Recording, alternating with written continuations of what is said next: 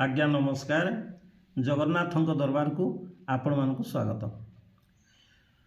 अरक्षर क्षण तुमे अनाथर नाथ,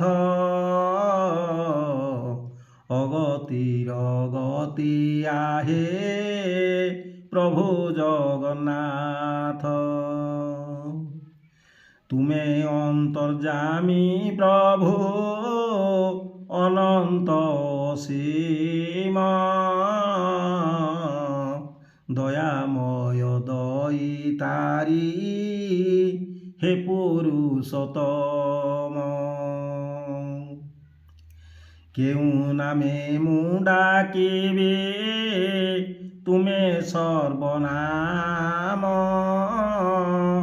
तुमको दर्शन कले दिशे चारिधाम।